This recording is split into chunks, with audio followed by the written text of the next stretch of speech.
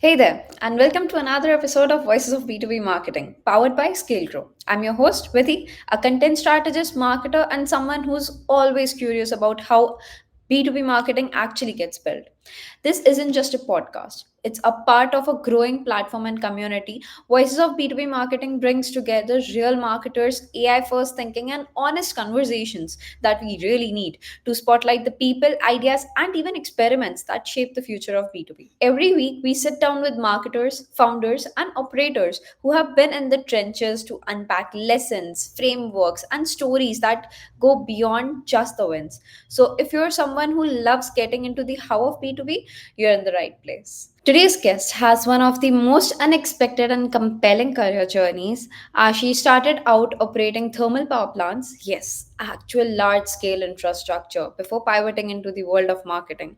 He now leads demand gen at Keysight Technologies, where he's driving growth in a highly technical and fast moving space. It's a story of sharp pivots, continuous learning, and building credibility in completely new environments. And I cannot wait to dive into how he has made that transition and what all you have learned that way. He's worked at EY, been a part of a venture capital in the US as well, and now brings that structure and startup style agility into his approach to B2B demand gen and pipeline acceleration. Outside of work, Ashish is a big believer in building in public, sharing his reflections and learnings online. He's also deeply committed to staying physical post work, which I personally love, and we'll be getting into how that fuels your creativity as well. Ashish, welcome to Voices of B2B Marketing. It is so great to have you here. Thank you, Vidhi, and I'm really excited to be here and part of the community. I mean, your journey from thermal power operations to marketing is so unique. I mean, I'm very curious. How has your technical background influenced how you approach enterprise marketing and demand gen today? It's funny actually when I tell people that I started my career literally keeping the lights on in power plants. So they assume I must have taken some dramatic career pivot, but honestly, the transition felt completely natural to me because in thermal power plants, you are obsessed with efficiency metrics, uptime percentages, all the numbers, all the calculations, measurements, electronic instrumentation, etc. And they're on from troubleshooting complex problems. So one miscalibrated sensor can cascade, in major problems. So that mindset translates perfectly into modern demand generation as well, which is highly data driven. And the biggest advantage of having an engineering background in marketing is that I speak the same language as our customers. I understand their pain points. So for example, when I'm crafting a messaging for a 5G or 5G advanced network analyzer or a semiconductor test platform, I'm not just translating technical jargon. I genuinely understand the pain points these engineers on the field face real time. I can relate to them. So I have been the person staring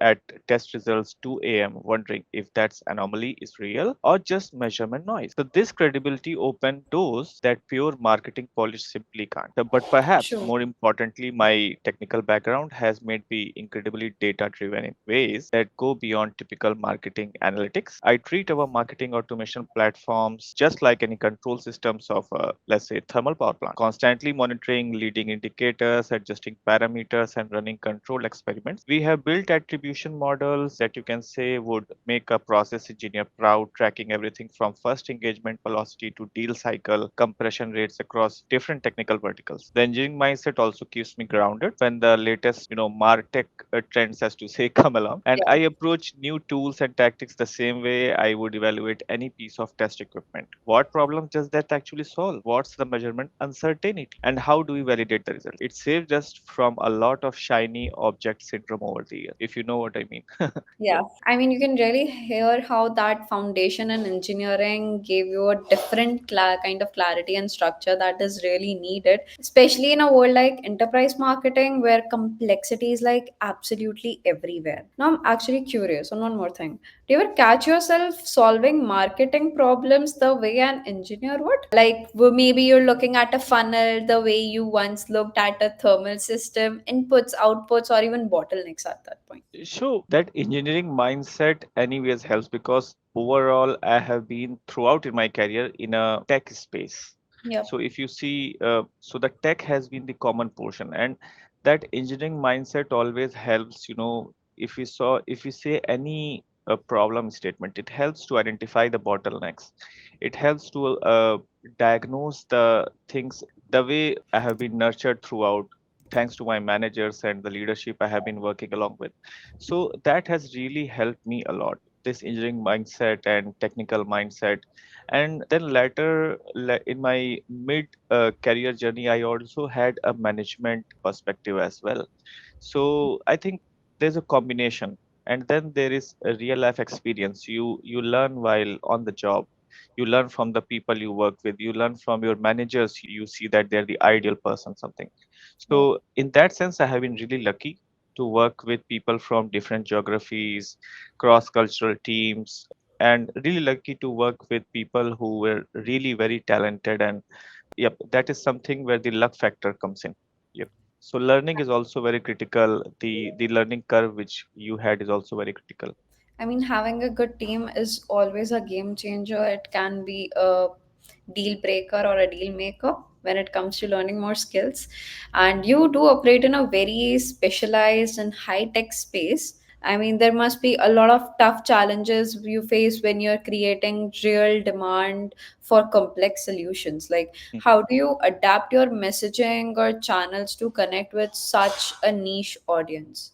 Yes, I agree. It's niche. It's highly technical, and there are some things where we are the first to approach. Let's say 6G, for example, or let's say quantum. So there would be some customers or some prospective leads who maybe they don't even know much what they really want. Let's take 6G, for example, or 6G development, for instance. So let's say we have a test equipment for standards that are still being written and still being discussed in various institutions or bodies. So our customers are brilliant engineers, but they are so deep in their current challenges that they might not be thinking three technology generations ahead, let's say. Yeah. So it's like trying to market snow tires in July. You know what I mean? So the need is absolutely real, but the urgency isn't felt yet. This is where the account-based marketing becomes absolutely critical, but Mhm. not in the way most people think about it. We are not just personalizing, let's say email subject lines. We are essentially running technical consulting engagements disguised as marketing campaigns. So our ABM or account based marketing platform tracks not just engagement but technical competency indicators. Are they downloading white papers on, let's say, microwave propagation? Are they attending the webinars on AI driven test automation? These behavior signals help us understand where each of the account sits in terms of their behavior on the innovation adoption curve. So we also had to completely rethink the content strategy, let's say. So traditional demand generation content assumes your audience has 15 minutes to scan a blog post, but our engineers need deep technical validation that can take hours to consume. So maybe a sort of user group conference or some focused campaign would also help. So we create these hybrid assets, maybe a 30-minute deep drive, or maybe a full day long a working session, technical session with a focused user group, followed by a detailed application note and some content we can provide them in hand. So our content in short has to add the value immediately to their daily job, not just their buying journey. So that is the overall, deep engagement you can have with the ABM structure. And the other unique challenge is that our sales cycle often span multiple technology transition as well. So someone might engage in our 5G content or any 5G campaign today, but not have the budget until their 6G research phase kicks in the next year or maybe after 2 years. So this requires incredibly sophisticated lead scoring that accounts for technical timing, not just traditional buying signals. So we track everything: patent filing, conference presentations, what's going on in the industry, research publication, academia, etc., etc. So yep, in all summary, so just to understand where each account sits and where the opportunity lies, and how can marketing steer the decision uh, towards the mutual benefit of customer and us. Yep. I mean, it is a space where you're not selling to everyone, but to a very specific and very discerning audience. I've always felt like the trickiest part of niche marketing is that the balance between technically accurate and still telling a story that resonates emotionally. So, like when you're speaking with folks like engineers or procurement leads, who often come in with like a deep expertise and a healthy skepticism in a way, has there been a story or a campaign that surprised you by how well it landed? So there are many such campaigns, and so not going into specifics, I can say that there are multiple tracks for each kind of audience. Yeah. So let's say there is a very highly technical audience who is, let's say, ahead already in the know-how of technicalities. So he will have a different path, and the marketing efforts would be different. Let's say there is somebody from procurement or leadership or finance, then he would not want to go much into technical details. Rather, he would want to see some value analysis. Then True. there are certain audiences who are still in their awareness stage, so then the marketing campaigns are different for them.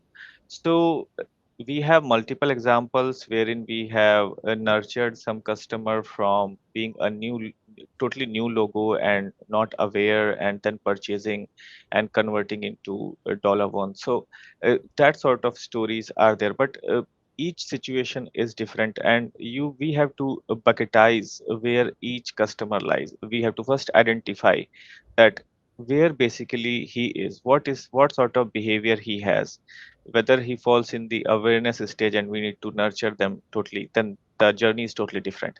If there is a existing very big account, then he already has a good amount of technical knowledge. Maybe he just want to see other aspects of value, like what kind of service or what kind of go to market, how we can help him go faster in the market, win in the market. So that is a different kind of collaboration, you can say, that that is there. So yeah, in short, different tactics for different kind of customers based on where they are in their journey. Yeah. The shift, like there's a huge shift from feature heavy messaging to something that actually mirrors the real day. It's a good reminder that even the most technical personas are still humans first, right? Yes. Sometimes all it takes is showing that you get what they're going through to earn their attention, which actually ties into another big challenge that marketers face, that is accelerating pipeline velocity. Like it's a big goal for most marketers. I agree. Are there any specific tactics or frameworks that you have seen that really worked, like especially in a long complex sales cycle? Mhm. So I agree that pipeline velocity, accelerating pipeline velocity is the say go to ask for any Yeah. B2B marketer. So let's first understand what is pipeline velocity. So pipeline velocity in technical B2B marketing is all about uh, reducing validation friction. So it is usually, from an engineer's perspective, we first need to prove to themselves that our solution works before they will even consider the business case. So we have built what I call technical confidence accelerators before Mhm. making pipeline accelerators. So basically, ways to get our equipment into their hands. They have hands-on in our big bash seminars. So this includes everything from cloud-based simulation environments to some of the latest AI powered and AR powered equipment demonstrations where they can manipulate and understand with hands-on or through virtual mediums and see the real data measurements. The key insight is that engineers, decision makers, and procurement teams all validate differently, as I discussed before. So, but they need to do it simultaneously as well, not sequentially essentially, but simultaneously, so that that accelerated pipeline uh, KPI is met. So we have developed multi-threaded content experiences where all three personas can dive deep into their specific concerns from the same starting point. Our marketing automation platforms, tracks all the engagements across these different validation paths, and we also alert our sales team with whom we work very closely when we have the alignment across multiple personas. So one of the most effective, second tactics is that we call peer validation campaign. So we identify customers who have successfully implemented. We try to bring them on our seminars or third-party events and other campaigns, and then we create a sort of case study, which is not, let's say, direct, but sort of collaboration, you can say. So think detailed measurement methodology, actual performance improvements with statistical significance testing, and lessons learned that other engineers can immediately apply and connect to. So it becomes quite obvious for our audience that, anyways, let's say you will always talk about good about your company, but let's say your customers also start advocating the same thing, then it Mm-hmm. becomes entirely a different story. So we also gamified the technical evaluation process in a way, and instead of spending prospects a traditional RFP response, we create interactive technical challenges where they can actually test our solutions. They can even do competitive comparison live. So this serves multiple purposes. It gets them hands-on experience, generates qualified technical requirements for our sales team, and creates emotional investment in the solution. Plus, the engineers love solving problems. I True. do, so as I do. So Yeah. the engagement rates are phenomenal compared to, say, traditional sales material. So I think this kind of approach for accelerating the pipeline velocity, or building the, let's say, a pipeline by existing to, let's say, 1.3x something. So that really helps. This approach really helps. Yeah, I mean, even tightly aligning with sales and enabling them with the right context and tools at every single stage matters a lot more. Yep. It's so easy to talk about accelerating velocity like a fancy word, but in the long sales cycle, the real magic is often in the handshakes between teams, like a little metaphor, but it lies a lot more between how the team operates. And that brings me to something that I've been wondering, like, what deals, like when deals stretch out for months, even quarters, like how do you keep that momentum alive? Is it the content, sale plays, regular nudges? Like, how do you stay present and valuable through the in between months? Yep. So obviously, as you said, nurturing plays a really critical part in Yeah. that. And then you have to make sure that you always remain on top of the mind of, especially in the deals where you are already part of. Yeah. And even if the deal is not, say, let's say, in the near vision, you would always want to be in the minds of your prospective leads. So there is this entire journey, and so marketing comes at, quite early as a touch point to anybody, any customer, and sales is towards more towards the closing end, or you can say bottom of the funnel, we can say. Yeah. So this is the top end of the funnel, tofu and bofu. So Yeah. marketing and sales has to work in, very close collaboration.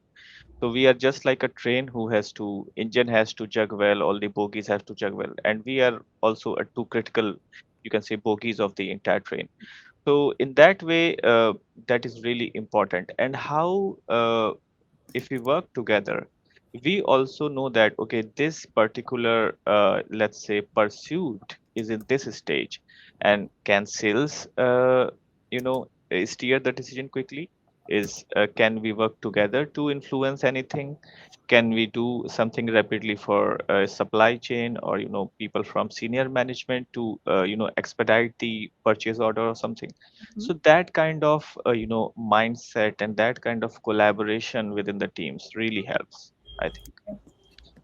True, true. I mean, especially the part about, um, aligning across teams early on so that you're not scrambling everything later. I guess that leads perfectly into the next part, because even with all the right plays in motion, some of these deals just take time. And you have worked across a lot of firms, like across EY, a VC firm, and now you handle work in a fast-paced environment. Like, how do you strike that balance between having a structured strategy and still moving quickly and staying agile right there? It's yeah, so very good question. So let's talk about Ernst and Young taught me the discipline of frameworks and Yeah. systematic thinking. So the kind of structured approach that makes consultants insufferable at dinner parties, but incredibly effective at solving complex problems. Yep. True. Uh, why it was important was because before Ernst and Young, I had spent a lot of time in a, you can say, startup environment. Mm-hmm. So on the other hand, my experience with venture capital and telemedicine app, which I started and growth myself from start to to you can say mid journey. So it showed me how quickly market dynamics can shift and why perfect strategy executed too late is worthless. So that is where the importance of frameworks, strategy, systematic thinking comes. The magic happens when you combine both of these mindset, Mm-hmm. the startup and the structured consulting sort of understanding. So in practice, this means we operate on what I call structured sprints. So we have solid strategic frameworks for things like customer journey mapping, competitive positioning, and channel optimization. These are our we can say my foundational systems that don't change frequently. So it we I adapt these frameworks, but within those frameworks I try to run with, let's say, execution cycles to Mm-hmm. where I can experiment with my team, uh, pilots or tests or pivots rapidly. It's like having a well designed race car with a driver who's not afraid to take risks on the track, but again not taking so much risk that my car derails. The startup background has been particularly valuable for resource allocation specifically. In this startup environment, you constantly evaluate what opportunities deserve more investment versus the ones who could be quickly delegated or maybe even killed. So I apply the same discipline to marketing programs. We have a clear success metrics and decision points based on our ROI, etc., etc. But into every campaign. So if something isn't working after a defined period, we either double down with more resources or we decide whether we want to delegate or we want to kill it entirely cleanly and allocate budget to some other opportunities which are working or some new opportunities which are coming to us. Mm-hmm. So, yep. I mean, I believe that if you're having a strategy as your compass, but like not letting it become a cage, not letting it restrict you fully, but still having it as your compass, as a guide, that tension between structure and speed, as you said, is something so many marketers deal with and sort of wrestle with in a way, Mhm. especially in high growth environments. And it's clear that you found a rhythm that lets you pivot without losing direction. So that is amazing. Was there like a moment where all the frameworks and planning had to take a back seat and you had to just trust your gut? One of those high stakes situations where instinct led the way and it worked out. So, there have been many instances where structure was going against the instincts Okay. because because sometimes there is a framework and a structure and then you are face to face with somebody and True. then instincts kick in. So there would be many instances where you know that okay, structure wise this is not the right path to go, Yeah. but my instincts say that if I go this path, then I would get the results faster and better. So there have been many instances where instincts have also overridden and been successful compared to Mhm. that is where the startup experience matters, because in startups the startups most of the time we try to challenge the so-called status of the frameworks. So that is where we also create the extra value which comes from the agility from this startup culture. So yeah, so I can say that the whatever success I found in my ventures was mostly can be credited uh, to the instinct and and what you are feeling inside, apart from apart from the frameworks, the consulting frameworks or the management frameworks which are already set. Mhm. So I try to apply and evaluate things the same way still in my current role as well. So Okay. we, apart from the data which is already there are some things which are not visible in data, and you have your own understanding. So there is market research, and then there is market knowledge. So Yeah. market research is something which is more data driven, and market knowledge you can somewhat relate to what you know from your understanding and intuition. So Okay. it's really important to create a balance between market research and Mm-hmm. market knowledge. And you have to combine both and evaluate both the aspects while you make any decision. Uh, so this comes towards the fag end of decision making. So yeah, I it's really mean, important. yeah, there's a kind of clarity that shows up when instinct kicks in, especially in moment where your overthinking would just slow you down. It's reassuring to hear even with all the structure in place, there's still space for intuition in this fast-paced environment. So that leads to something that's clicked in my mind. You're one of the few marketers who are consistent on social media, and not just with content for content's sake. You share real thoughtful insights. How has building that personal brand shaped your professional work, or maybe opened doors that you did not expect while you started out? Yes. So quite honestly, I tumble into this, personal branding accidentally. Yes. So I Okay. started sharing thoughts on LinkedIn because I was, having a lot of, chambers of generic marketing advice from, Yeah. from my connections, and my connection ultimately was growing at quite rapidly place, some 5 or 6 years down the line. Mhm. So that clearly came from people, some of whom might have not actually run the complex B2B campaigns many times. So I figured there had to be some new people like us in the B2B space, who are dealing with similar challenges in technical industries. Mhm. So turns out there were a lot of us, quite honestly. So when I started interacting, I met with many people, and who were specialized in these corners of technical marketing world. What I discovered is that personal authenticity creates professional credibility in ways that corporate messaging simply can't. Yeah. So when I share the real wins or failures from our campaigns with some references, it resonates with prospects who are dealing with similar challenges. So they start following, and they start engaging with you. Sometimes they do directly engage on your direct posts, but they might come up in a in mail or some messaging app. So it's like mutual sharing, learning. Okay, how can the best practices, and so you are again a part of the learning curve as well along with them.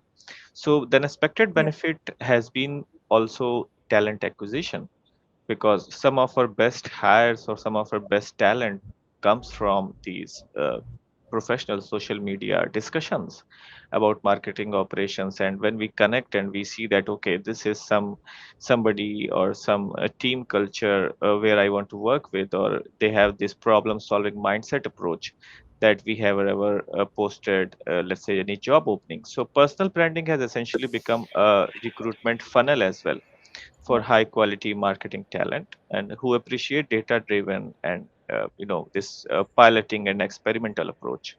Okay. There has also been a feedback loop for me from these discussions on social media and messaging that is better for any marketer. So when I share the insights publicly, I get responses from practitioners across the industries and across the globe who have tried similar approaches, and they might have faced similar comparable challenges.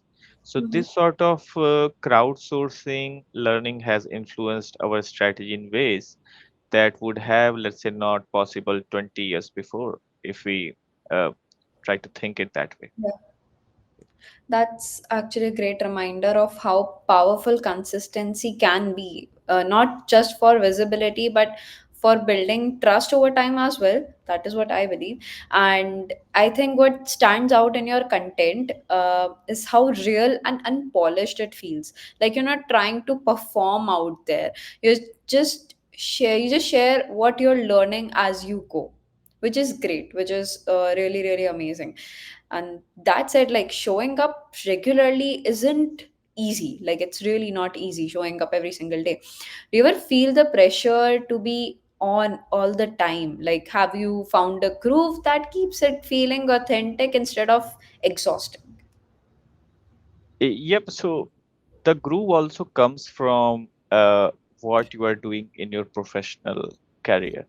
So Yeah. you also want to be up to date with the algos or algorithms of these social media platforms, because again they are also a channel for you Yeah. for your campaigns.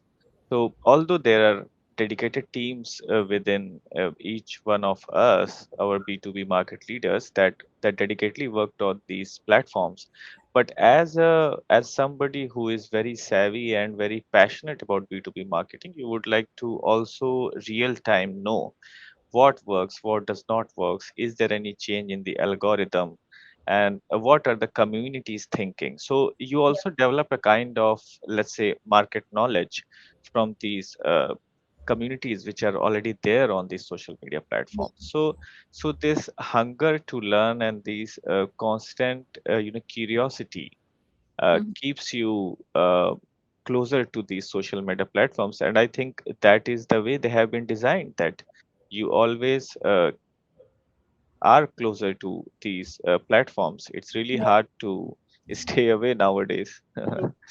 Yeah. I mean, the pressure to be on can be really real, especially in a space that rewards consistency. Like, you have to be consistent to get rewarded in some way or the other. But the fact that you found a rhythm that keeps it authentic instead of performative really shows. It really shows. I have gone through your content. It's really amazing. It's a reminder that showing up doesn't have to mean burning out. It can actually come from a place of alignment and something that is for you, that you really like to do as well. Yep. Speaking of which, I love how you talk about staying active and making wellness a priority. How do your personal habits like badminton and fitness feed back into your creativity or clarity at work? Yeah. So I would not say that I started working out to become a better B2B marketer, but I started because sitting in strategy meetings for, let's say, 12 hours a day with Yeah. senior leadership was slowly, I saw that it's slowing me down. So I was tired of feeling, like by Thursday afternoon, you feel very drained down. But the cognitive benefits have been undeniable, I would say.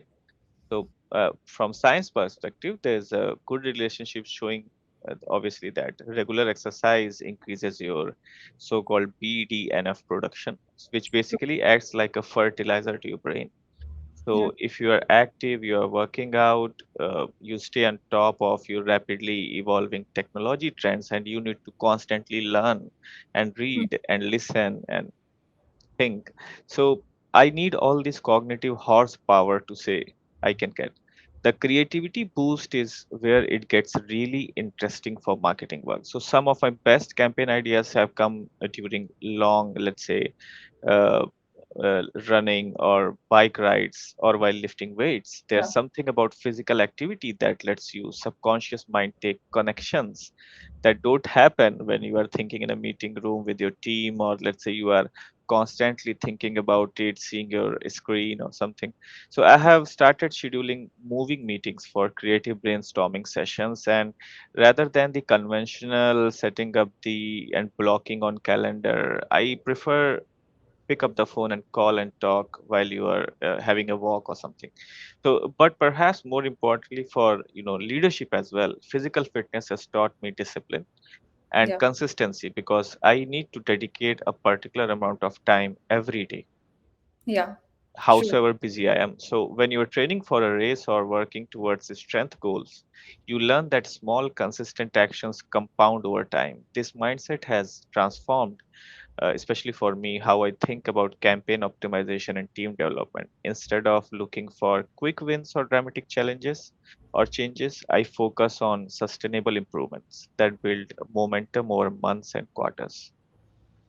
Yeah, it is actually so easy to forget that some of the best ideas don't come when you're staring at a screen for like 6 to Yeah. 7 hours straight, but maybe when you're out on a court, you're mid run, or maybe just unplugged for a bit, you're listening to music, reading, and the idea pops up out of nowhere.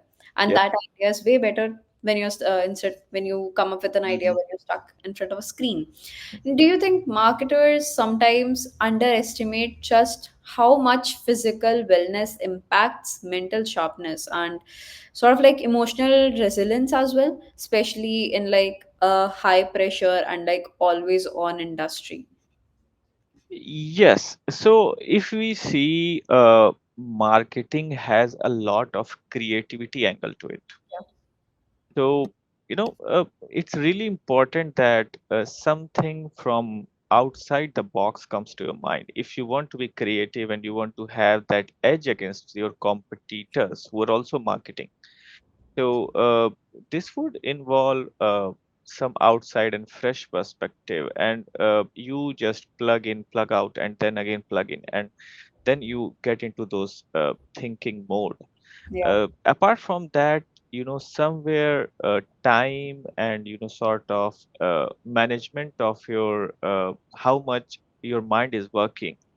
I would not say stress management, but how much your mind is constantly working on the same thing, it should not be overlooked either. So from marketing, leadership involves constant decision making, which is under uncertainty most of the times, Yeah. and tight deadlines, etc., etc. So regular exercise, at least for me, gives me these pressure release walls as well, and it Mhm. helps maintain that perspective. And when you go to any activity, most of the physical activity is not solo. So you met two, three more people, whether you are working out or you are doing cycling, you have friends who have, teamed up with you. So you interact with them, and then you have a fresh perspective. Then you come back home, and then you have next day you have a different perspective altogether. So after a challenging workout, most work problems feel more manageable. If you are lifting 60 kg dead weight, then so you will find your existing professional challenge less, and you are more confident that, hey, I will just dust this off tomorrow. So, True. and team members as well, they notice when their manager or leader maintains composure under pressure, which is really important. It Yeah. creates confidence in the entire team's ability to execute even things get, let's say, chaotic, and when they inevitably do in a fast moving technical market such as ours. So it's really important that case. Yeah, I completely agree. It's really wild how something as simple as a walk or a little workout as well for a while can reset your brain and give you a lot more clarity that we chase through meetings and constant dashboards. Like, but I think that more marketers are waking up to that now. The creativity and performance aren't just like about the next AI tool or the next good tactic Yeah. that's really blowing up on LinkedIn, but it's how well we're taking care of ourselves behind the scenes as well. It's definitely something we should talk more openly in, other teams as well and businesses. So, I mean, that before we wrap it up, here's a fun one. One thing that everybody is familiar with is fill in the blanks. It is direct, as simple as that, and it gives you exactly what you need. So here's one for you. Uh, Enterprise marketing gets really exciting when you learn to dash. Enterprise marketing really gets exciting when you learn to understand the customer's problems.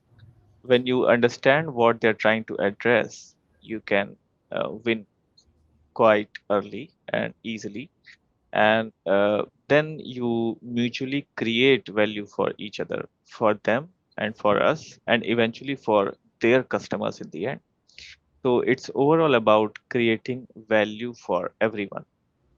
True. So try to understand the pain points, try to understand what problem they're addressing, because they're not, sometimes they address for themselves, but Yeah. most of the times they are also addressing for their customers. Yeah. So it's very important to have that mindset to understand customers pain points and problems, and then we how we can provide value, or how you can quickly help them go to market or win in the market in the end. Yeah. So that sort of mindset really helps. Love that. That is such a crisp way to sum up everything we have just explored in this whole episode. Yep. And that brings us to the end. And that's a wrap on this episode of Voices of B2B Marketing. A big, big thank you to you, Ashish, for not just walking us through your demand gen strategies, but also sharing personal stories, mindset shifts that shaped your journey into enterprise marketing. I believe that everyone watching can take a lot of information out of this. If you across the screen are someone navigating the technical industry or simply trying to connect the dots between strategy, structure, or agility, we hope this conversation gave you something to carry forward. And if you liked what you heard, follow and subscribe to Voices of B2B Marketing wherever you're turning in from. And hey, if Ashish said struck a chord, share it with a fellow marketer and do some exercise as well, then do it. Thanks again, Ashish. And who knows, maybe next time we'll join you for that post work badminton session as well. Yep, sure, Vidhi, and thank you for this. I really like, and the questions were really exciting. If anybody who is listening to this podcast has any questions, they can reach out to me on LinkedIn. Yep, happy to connect. I mean, until next time, and as we say, keep making B2B more human.